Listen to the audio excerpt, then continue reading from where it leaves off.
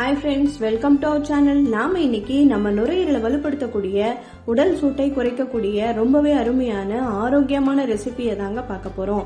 ஆட்டு நுரையீரல் குழம்பு எப்படி செய்யறதுன்னு பார்க்கலாமா?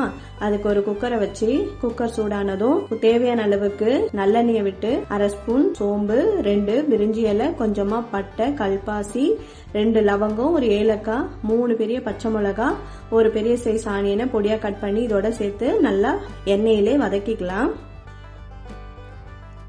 இது நல்லா ஓரளவுக்கு வதங்கி வந்திருக்கு. இப்போ இந்த சமயத்தில் 2 ஸ்பூன் அளவுக்கு இஞ்சி பூண்டு பேஸ்ட்டை இதோட சேர்த்துக்கலாம். நல்லா பச்சை வாசனை போற அளவுக்கு வதக்கிக்கலாம். இப்போ இது கூட 1/2 ஸ்பூன் அளவுக்கு மஞ்சத்தூள் சேர்த்து நல்லா கலந்து விட்டுக்கலாம். 2 நார்மல் சைஸ் தக்காளியை பொடியா கட் பண்ணி எடுத்திருக்கேன். இப்போ அதையும் சேர்த்து நல்லா கலந்துக்கலாம். தக்காளி, வெங்காயம், பச்சை மிளகாய், இஞ்சி பூண்டு பேஸ்ட் இதெல்லாம் நல்லா கலந்து வரணும். நான் இன்னைக்கு ஆட்டோடைய நுரையீரலை கிளீன் பண்ணி எடுத்திருக்கேன்.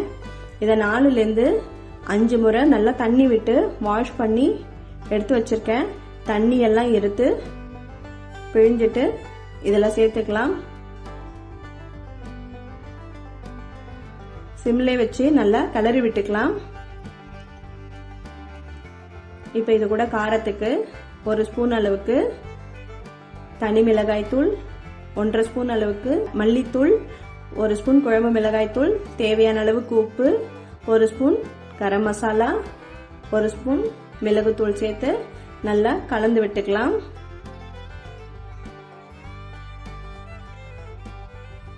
இப்போ இது வேகிறதுக்கு தேவையான அளவுக்கு தண்ணி விட்டுக்கலாம். நான் கிரேவி பதத்துக்கு இறக்க போறேன். ஸோ அதனால தண்ணியை நான் கம்மியாக சேர்த்துருக்கேன். நுரையீரல் வேகும் போது தண்ணி விடும். ஸோ இப்போ இந்த சமயத்தில் உப்பெல்லாம் சரி பார்த்துட்டு ஒரு மூடி போட்டு விசில் வச்சு 4லேருந்து 5 விசில் விட்டு வேக வச்சு எடுத்துக்கலாம். இப்போ இது சூப்பராக வெந்து வந்திருக்கு. கறி நல்லா வெந்திருக்கான்னு பாருங்க. வேகலைன்னா இன்னும் 2 விசில் கூட விட்டுக்கலாம். இப்போ இது பஞ்சு போல வெந்திருக்கு. ஸோ ஓப்பன்லேயே வச்சு ஒரு கொதி வரட்டும். இப்போ இது கொதிக்க ஸ்டார்ட் ஆயிடுச்சு.